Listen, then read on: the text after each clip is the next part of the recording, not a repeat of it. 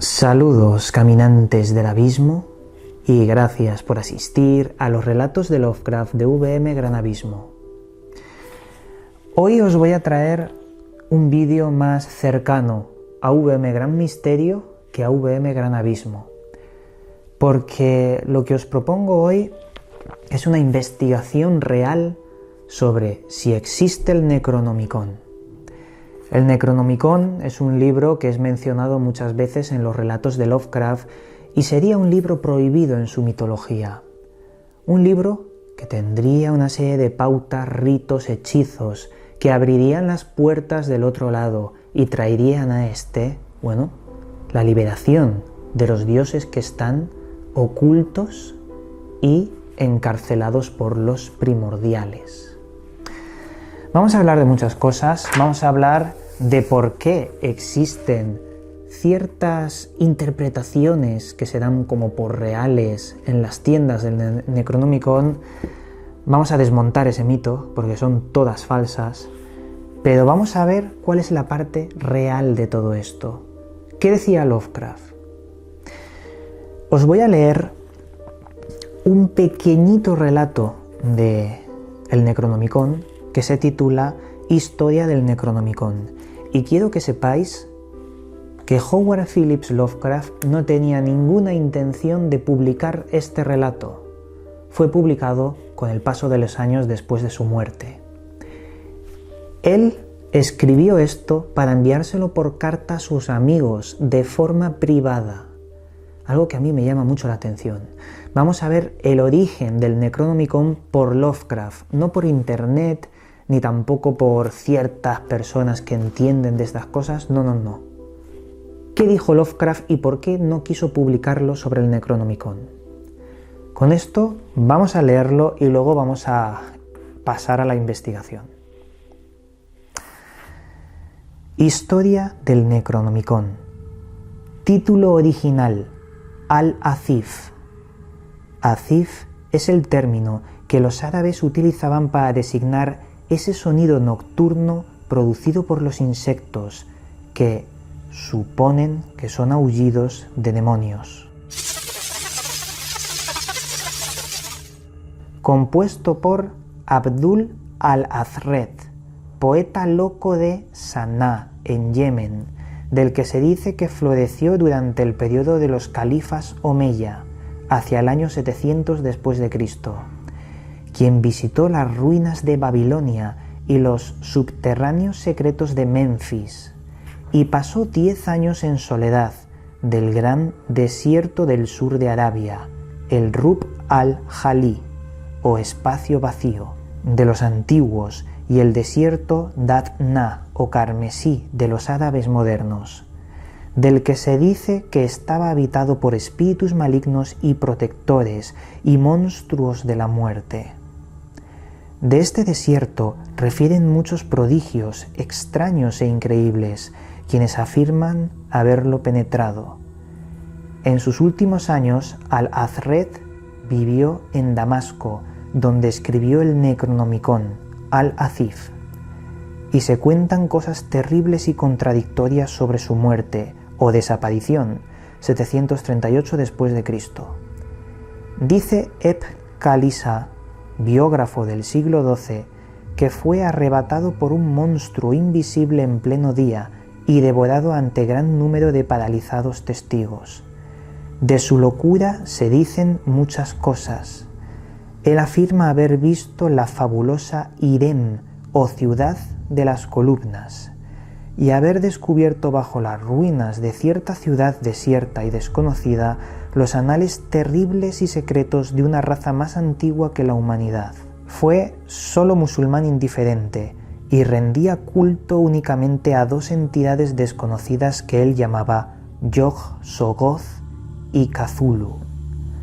En el año 950 después de Cristo, el Azif, que había alcanzado considerable, aunque subreptilia, circulación entre los filósofos de la época, fue traducido secretamente al griego por Theodorus Philateas de Constantinopla, con el título de Necronomicon. Durante un siglo incitó a ciertos experimentadores a terribles ensayos, hasta que fue prohibido y quemado por el patriarca Miguel. Después de lo cual se habló de él de manera reservada. Sin embargo, en la Edad Media, en 1228, Olaus Wormius hizo una traducción latina.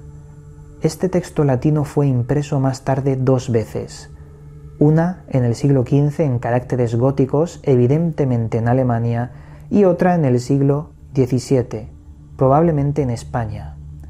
Las dos sin referencias identificativas, si bien se ha podido dilucidar su época y procedencia gracias al testimonio implícito de la tipografía.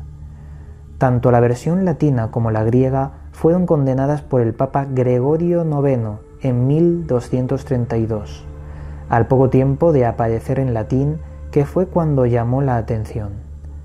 El original árabe se perdió en tiempos de Olaus Wormius, como indica su nota preliminar, y no se tiene noticias de que haya aparecido ningún ejemplar de la edición griega, que fue impresa en Italia entre 1500 y 1550.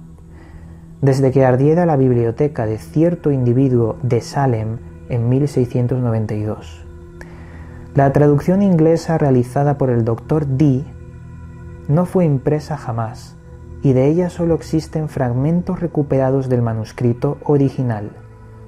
De los textos latinos hoy existentes, siglo XV, se sabe que uno se guarda en el Museo Británico bajo llave y el otro, del siglo XVII, se encuentra en la Biblioteca Nacional de París. Hay una edición del siglo XVII en la Biblioteca Winder de Harvard y en la Biblioteca de la Universidad Miskatonic en Arkham. Otra hay también en la Universidad de Buenos Aires. Es posible que existan bastantes ejemplares más en secreto y se dice que uno del siglo XV forma parte de la colección de un célebre millonario americano. Un rumor más vago atribuye la preservación de este texto griego del siglo XVI a la familia Pickman de Salem. Pero de ser efectivamente cierto esto, se perdió con la desaparición del artista R. U. Pickman en 1926. El libro ha sido rigurosamente prohibido por las autoridades en casi todos los países y por toda la jerarquía de las diferentes iglesias. Su lectura acarrea terribles consecuencias. Fue de los rumores sobre este libro, del que son relativamente pocos los que tienen conocimiento, de donde se dice que R. W. Chambers sacó la idea de su primera novela, El Rey Amarillo. Y bien, con este relato escrito por Lovecraft sobre el origen del Necronomicon, para concluir nos deja una cronología en orden. Al-Aziz, 730 después de Cristo, Damasco, escrito por Abdul al-Azrez. Traducción al griego en 950 después de Cristo, como el Necronomicon, por Theodorus Philateas. Condenado a la hoguera por el patriarca Miguel en 1050, es decir, el texto griego. El texto árabe perdido entonces. Olaus Wormius lo traduce del griego al latín en 1228. 1232, edición latina y griega, condenada por el Papa Gregorio IX. A partir de aquí las fechas son difusas. En el año 1400, impresión en caracteres góticos en Alemania. En el 1500 se imprime el texto griego en Italia. En el 1600 se reimprime el texto latino en España. Después de todo esto, ¿qué es lo que nos queda en claro?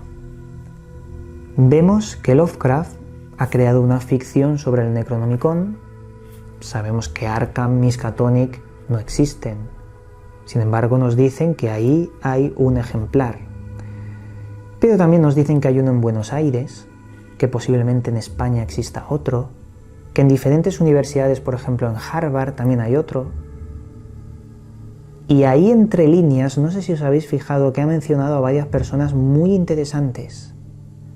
Cuando habla del British Museum, y habla del señor Dee, se está refiriendo a John Dee. ¿Quién fue John Dee? De él hemos hablado mucho en Gran Misterio y hemos hecho un programa muy especial. John Dee fue uno de los consejeros de la reina Isabel II, creo recordar, que obtuvo una técnica para poder comunicarse con algo que estaba al otro lado. Ese algo él lo llamaba ángeles, y de ahí sacó el lenguaje enoquiano. Para ello utilizó un espejo singular, el espejo de obsidiana, que hoy encontramos en el British Museum de Londres y del cual yo he tenido la oportunidad de poder verlo con mis propios ojos. Cuando habla de una traducción en España, ¿a que no sabéis a quién se refería? Según las cartas del señor Lovecraft, se refería a Miguel de Cervantes, quien tradujo el Necronomicon al español y lo tituló, lo tengo por aquí, el libro de los nombres de los perdidos. Y esto lo encontró un investigador llamado John C. Stanley. A su vez, aquí tenemos un apartado de notas que nos dice cosas interesantísimas, pero para poder leeros esto, sí que voy a ponerme las gafas. Esto ya es investigación y denota algo importante. Antes de leerlo, ahora me viene a la cabeza algo que os tengo que decir. Lovecraft, él mismo dijo en varias cartas cosas que no se correspondían o eran incongruencias. Por ejemplo, en una carta dice a un amigo suyo que se lo inventó. El nombre de Al-Azred se lo inventó. En otra carta dice que no, que Al-Azred es el nombre de un abuelo o de un anciano que visitaba a la familia Phillips Lovecraft, que además estuvo un tiempo como abogado para ellos y que al final se marchó. En otra carta dice otra cosa diferente. Dice que Al-Azred lo sacó de Las Mil y Una Noches. Pero es que hay más. En otra carta dice que Al-Azred viene de una familia emparentada con Phillips llamada los Azard, que bueno, compartían nexo familiar con los Philip Lovecraft, y que de ahí había un familiar que, bueno, sería el árabe loco.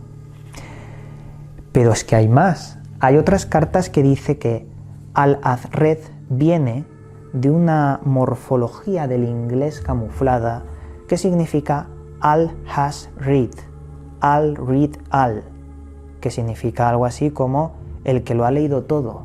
Pero aún hay más, esto es muy largo. Al-Azred, hay un término en yemení muy parecido que significa el que ve lo que no debería ser visto. Entonces, ¿con qué nos quedamos? Si Lovecraft parece haber mareado la perdiz con las cartas, diciendo un día una cosa, diciendo otra, ¿qué quería camuflar? ¿Quería despistarnos o quería hacer una fábula que no se sostenía porque cada vez decía una cosa diferente? Repasemos. Dice que es un anciano de su familia, luego por ahí se parece mucho a otra familia emparentada con los Phillips, luego dice que no, que lo sacó de Las Mil y Una Noches, luego hay términos en yemení que son iguales o incluso parece un inglés oculto. Aquí hay algo muy raro. Lo raro viene ahora, lo que os iba a decir, porque lo que os voy a mostrar ahora nos habla de varios cientos de años antes de que naciera Lovecraft. Y esto ya no se sabe muy bien si es verdad o es ficción, pero el caso es que se puede rastrear. Veréis, John C. Stanley afirma que mientras estaba cautivo en Argelia, Miguel de Cervantes tradujo el Necronomicon al castellano en el año 1576, con el título de El libro de los nombres de los perdidos. Según el doctor Carlos Sorrentio, de la Macquarie University, Johannes Hispalensis, también conocido como Abendaz, un judío converso que era médico y miembro de la Escuela de Traductores de Toledo, adquirió en 1164 la Biblioteca del médico andalusí Ibn Juljul. En la segunda mitad del siglo X estuvo al servicio de Hisam II y encontró en ella un ejemplar de Al-Azif. Johannes regaló el libro al erudito Abd al-Qadir Guilani, que enseguida se dio cuenta de que su carácter blasfemo y se lo confió para que se lo guardase a Abel Khan, secretario del califa de Córdoba. Poco después, Guilani entraba en coma y moría en 1166. El libro permaneció en Córdoba hasta que la ciudad fue reconquistada por los cristianos en 1236 y Alonso de Ojeda se llevó a Salamanca la biblioteca de la mezquita. En el siglo XVI, León de Sagredo, un converso natural de Tárrega, lo tradujo al castellano con el título de El libro de los antiguos demonios, escrito por el árabe Abdul Azred, según un catálogo de la época, impreso a la gloria de Santa Cacerina, gloriosa Virgen patrona de la Universidad de Salamanca. En fin, esto sigue mucho más. Pero son nombres de árabes reales, en la conquista de España por parte de los árabes. O sea, aquí hay una cronología anterior a Lovecraft que parece totalmente real. ¿Quién sabe si ese libro lo obtuvo Lovecraft y al tener un libro tan peligroso dijo: vamos a hacer como que me lo he inventado, y por eso empezó a marear la perdiz con todos esos relatos o cuando tuvo que hablar sobre ello? ¿Quién sabe si no tuvo él uno de los pocos ejemplares que existen? Podría ser una de estas cuestiones. También, por no leer todo el rato, porque no me gusta leer, había una parte aquí que hablaba de que Lovecraft se inspiró mucho en la antigua Sumeria para, hacer escritos sobre el Necronomicon. Y es que nos habla que hay cierta inspiración de la antigua Sumeria en los relatos que aparecen, en los fragmentos que aparecen en los relatos del Necronomicon, de la antigua Sumeria.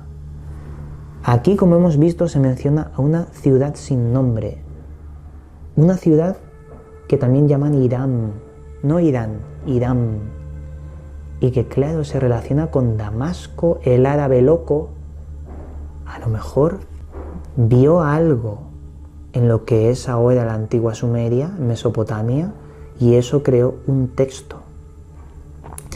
Aquí viene la parte de los oportunistas. Antes os he mostrado este libro, el Necronomicon, que es una versión que se vende por ahí.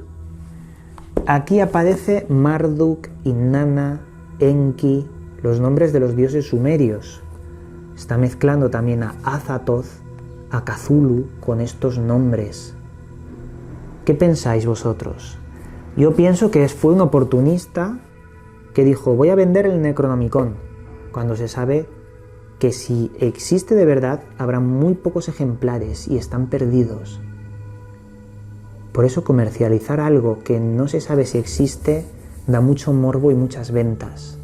Pero ahí está la curiosa relación con Sumeria, que no es una locura, porque ya se sospecha que Lovecraft tenía relación con esto. Otro aspecto que quería hablaros es que hay una versión del Necronomicon que fue llamada el Simonomicon, porque la introducción y la traducción parte de un manuscrito griego del siglo IX y la firma un tal Simón, seudónimo de alguien competente de la comunidad ocultista de Aleister Crowley en Nueva York. ¿Cómo es posible esto? Aleister Crowley, natural de Escocia, se sabe que hizo algo muy extraño, una especie de portal en el Central Park, pero, o sea, estamos hablando de que una parte real de la Golden Dawn, que es la sociedad donde estaba Aleister Crowley, este mago negro, una parte real usaba el Necronomicon. Lo que pasa es que lo llamaban de otra forma, como hemos visto, por un tal Simón que lo firmaba. No sé, a mí la sensación que me da todo esto es que va más allá de la ficción, hay una parte del esoterismo real y muchos datos que están en el aire y que no se sabe, no se pueden comprobar si son verdad o no. Que lo haya escrito Cervantes, la traducción al español, es algo que no lo podemos saber porque esa traducción, ¿dónde está? El caso es que eso no quiere decir que no exista. Puede ser que esté en algún lugar oculto. En fin, si os interesa más este tema del Necronomicon, podemos hacer una segunda parte. Hay muchos datos que, como os digo, están en el aire y a mí me gustaría traerlos todos. Antes de acabar, os pido disculpas porque muchas veces no subo muchos programas a este canal, pero tiene una razón. Estoy escribiendo el resumen del horror de Dunwich y también haciendo una pintura que yo considero que es de las mejores que he hecho y me está llevando muchísimo tiempo. Por ello os pido paciencia, porque al final vale la pena. En fin, desde aquí, como siempre, os mando un cálido abrazo y nos volveremos a ver en otro vídeo.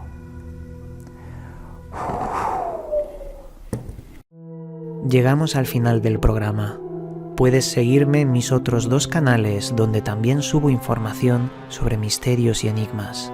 A su vez, también puedes seguirme en las redes sociales donde actualizo cada día su contenido. Que las estrellas guíen vuestro camino. Hasta pronto, amigos.